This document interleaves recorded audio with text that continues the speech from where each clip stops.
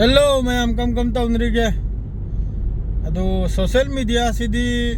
YouTube channel वगैरह माद्रैदी Facebook वगैरह fake news ना पूरा लोइरे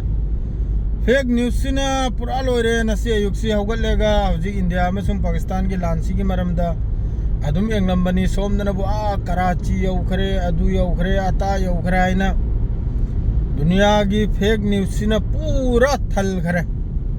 सोमदना तौरिमना खजिक्तनी अदुगा फोंगदो इमनबु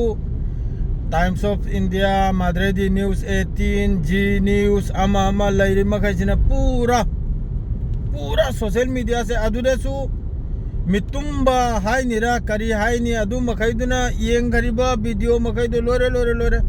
सोमदना खजिक्तनी चुम्मी इंडिया की एयर डिफेंस बहुत एक्टिव नी बहुत अल्हम्दुलिल्लाह आई देश की एयर डिफेंस सैल्यूट नी थागतली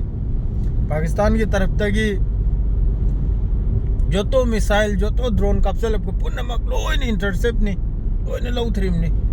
अदुगा सोमदनबु इस्लामाबाद ता कनम तौखरे माद्रेदी कराची यौन चंगल खरे माद्रेदी खोंगी लानमी फाव चंगल खरे हाइना न्यूज़ जी न्यूज़ माद्रेदी कने हायमनबु 18 इंडिया हाइब्रा टाइम्स ऑफ इंडिया हाइब्रा करी कनो मैम लेबनी अदुदा पूरा करीनो करिमता ज्ञान मेनता दे दो असेंगबो पावसी अयुक्ता ते थोकलाई नुमदांगी पाव मखैदुदी लोइनो मसिन थीम गांगतनी अद्र मादुगा जेट महोगी F-16 अद्रेदी J-17 अदुगराक्तुनी लौथबदुरी अदुदी असेंगमनी अद्रेदी पायलट अमा फारे खोले हाइबदुसु अदुसु हजु फावबा इंडियन गवर्नमेंट की तरफ ते करिमता स्टेटमेंट पिरक्तरी अदुगा न्यूज़ अते इंडिया की मीडिया ददी लोइखरे इंडिया मीडिया ददी पूरा नईद्रन लोइखरे इंडिया की मीडिया दा फाखरे अदुनी अताने लोइन मचिन जे थीदन फेक न्यूज़ सी एक्स तसुनिंगाय माद्रेदी यूट्यूब तसुनिंगाय माद्रेदी अखोगी सोशल मीडिया अमा मदसुनिंगाय फेक न्यूज़ सी पूरा अखोगी वाई चाइबगुम चाइरे खैतंग येंबिउ मयाम खंगिब्राने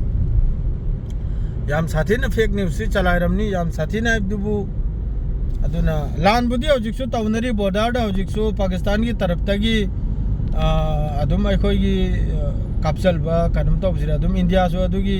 मुतोर जवाब पीरिया बने पीदम नते अखो इंडिया सु पीरी फजन इंडिया सु फजना जवाब से पीरिया बने पीदम नते इंडिया सु फजना जवाब से पीरी अदुदा हेंजन फेक न्यूज़ चलाए बसे जो पाकिस्तान की तरफ तगी जो फेक न्यूज़ याम साथीन चलाइरी मादुगा इंडिया की दी पूरा लोरे इंडिया की दी अहेल बनी फेक न्यूज़ ता या कोई इंडियन मीडिया दी